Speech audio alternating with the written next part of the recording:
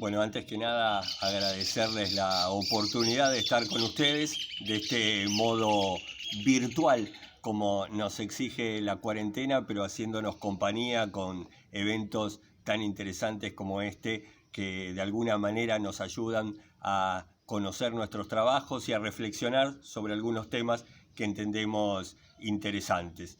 El que yo quiero compartir en este ratito con ustedes es un poco el resumen de 30 años haciendo divulgación de la astronomía y un convencimiento que es que la ciencia y el conocimiento y quizás también estrictamente la educación en ciencia nos puede mejorar, primero de forma personal y también en el conjunto de la sociedad. La astronomía es una ciencia muy particular porque tiene, como quizás muy pocas otras, su carácter de afición. Hay a lo largo de todo el mundo muchísimos aficionados, amantes de la astronomía, gente que le dedica tiempo, recursos, esfuerzo a conocer los secretos del universo. Quizás no hay ninguna otra ciencia que tenga tantos de estos amantes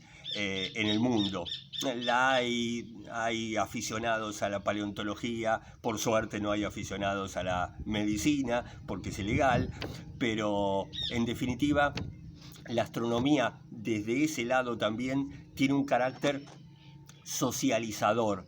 Uno de mis educadores preferidos en el mundo, Ken Robinson, habla de encontrar el elemento, encontrar algo que nos llene nuestra vida, que le dé sentido a nuestra existencia, encontrar la tribu, encontrar las personas que comparten nuestros mismos gustos, nuestras mismas pasiones, nuestras mismas inquietudes, y a lo largo de todo el mundo clubes de aficionados a la astronomía, asociaciones, son precisamente el espacio donde muchísima gente de diferentes edades encuentra esa tribu, encuentra ese lugar de pertenencia. Ya por ese solo hecho, la astronomía empieza a ser importante. De hecho, en ese curso que yo doy hace 20 y tantos años, tengo una anécdota muy linda de una señora ya al final de ese periodo, tenía 80 y tantos, y no salía nunca de su departamento, salvo los sábados a la tarde para ir al curso de astronomía. Pedía un auto, la llevaba hasta el lugar donde yo daba el curso, y ahí encontraba a su grupo de pertenencia. Ahí escuchaba la charla, encontraba amigos de distintas edades, gente que la mimaba como la abuela del grupo, y después de la charla se volvía a tomar el auto, volvía a su departamento y no salía hasta la semana siguiente.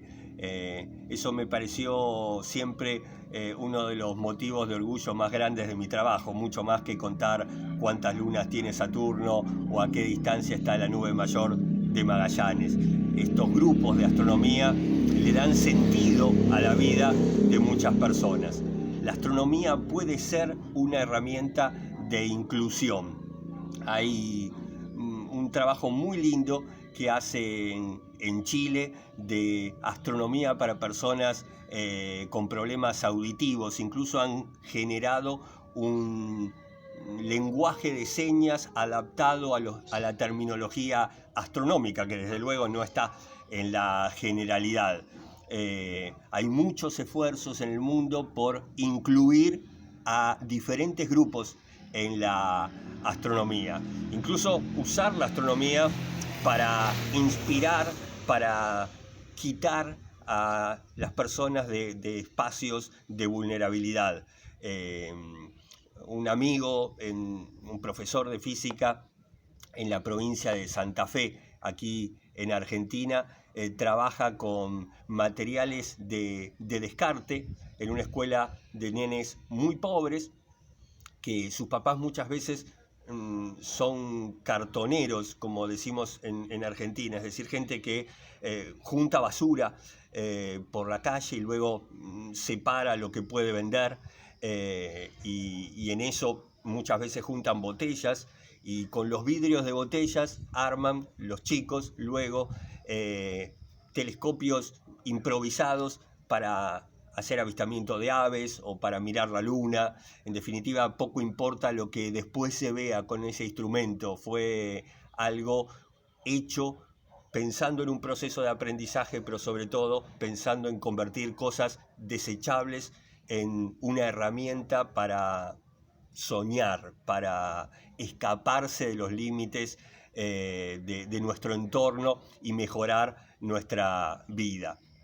En eso de escaparse de nuestro entorno, otro proyecto muy lindo de inclusión y astronomía lo hace la Facultad de Astronomía y Geofísica de la ciudad de La Plata, que se titula Derecho al Cielo Nocturno.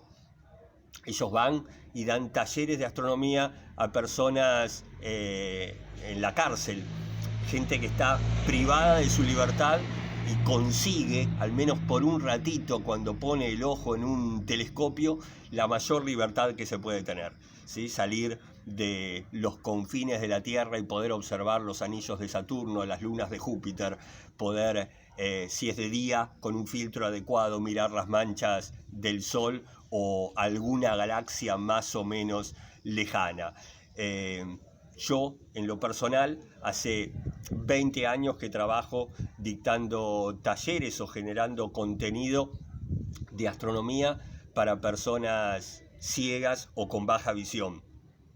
Lo comencé allá en el año 1999 con un proyecto que tomaba el sonido como excusa para representar el cielo. Había tomado las magnitudes de Hiparco de Nicea, un filósofo griego que fue el primero en darse cuenta que las estrellas tenían diferentes brillos y que podían ser separados esos brillos distintos según magnitudes, porque él se equivocó, él creía que las estrellas que veíamos con mayor facilidad eran más grandes y las que veíamos menos eran más chiquititas.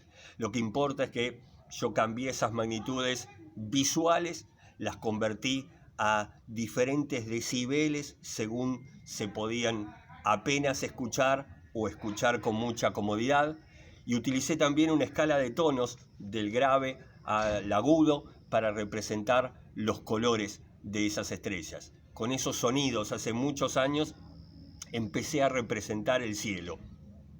Luego, cuando la tecnología fue mejorando, ya incorporé modelos impresos en 3D y distintos materiales para tocar el universo.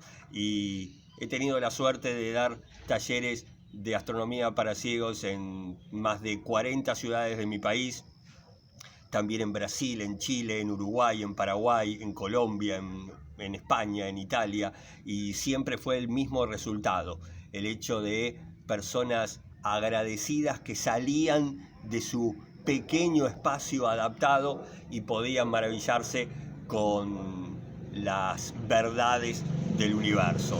Podían tocar los cráteres de la Luna, podían sumergir sus dedos en terreno de Marte generado en un laboratorio de NASA con los resultados de algún rover, o podían ir desde la Tierra a la Luna con un cordel, siguiendo la trayectoria de las naves Apolo en la década del 60 y principios de los 70.